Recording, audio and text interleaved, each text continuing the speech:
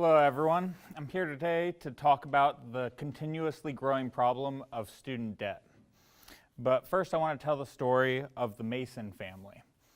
In 2009, 27-year-old Lisa Mason had $100,000 in student debt when she suddenly passed away from liver failure.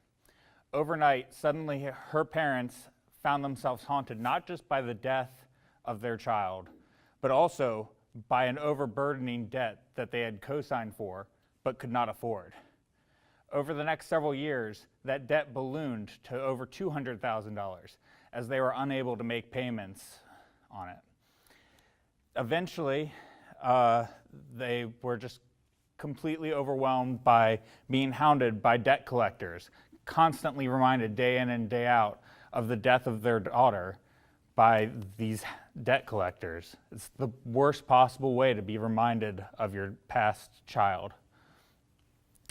Eventually, they were able to pay their debt, fortunately, as they brought media attention and got donations. But not everyone is able to do that, and many people are overwhelmed by their debts. Therefore, in order to mitigate the significant problem of rising student debt, we have an ethical duty to provide free tuition for public universities. Rising student debt is a significant problem here in Richmond and across the entire country. According to the Federal Reserve, 44.2 million Americans have student debt, and together they collectively owe $1.41 trillion. The average class of 2016 graduate has over $37,000 in student debt, up 6% from the previous year. Here in Richmond, VCU is considering raising tuition again by 3 to 5% to make up for an estimated $8 million in a reduction in state appropriations for funding. VCU is already the third most expensive public university in the state of Virginia for full-time in-state students.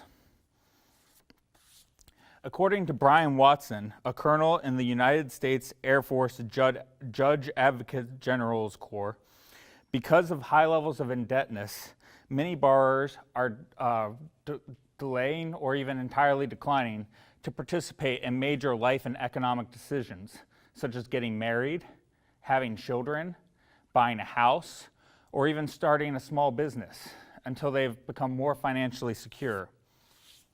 According to Andrew Ross, a professor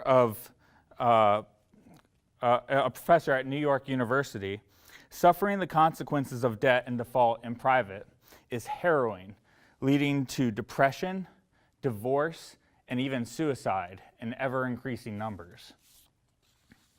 We have an ethical duty to combat this rising student debt. According to UNESCO, the United Nations Educational, Scientific, and Cultural Organization, education is a fundamental human right, and it is necessary for the exercise of all other human rights. Education is a powerful tool by which the socially and economically marginalized can lift themselves out of poverty and become full acting members of society. Here in Virginia, the state constitution requires for public elementary and secondary schools to be provided by the General Assembly. But as college becomes more and more of a requirement for people to fully participate in our economy and our society, shouldn't our state recognize that fact and provide free higher education? Providing free tuition to public universities is the most important step we can take towards addressing this problem, because it is the step that addresses the root issue of the problem, which is the rising tuition costs. Some people say that student debt can be addressed by individual action, by doing things like teaching financial literacy to students. And teaching financial literacy to students is a really important step. It's a useful skill. But it does nothing to address the systemic problems and rising tuition costs that students actually face. A major concern that some people have is the cost to taxpayers to implement free higher education. And yes, it is an expensive cost, But the benefits to society by having an educated population grossly outweigh those costs. It is worth it every time, and it is one of the best investments that we as a society can make. This is not an impossible budgeting goal for us.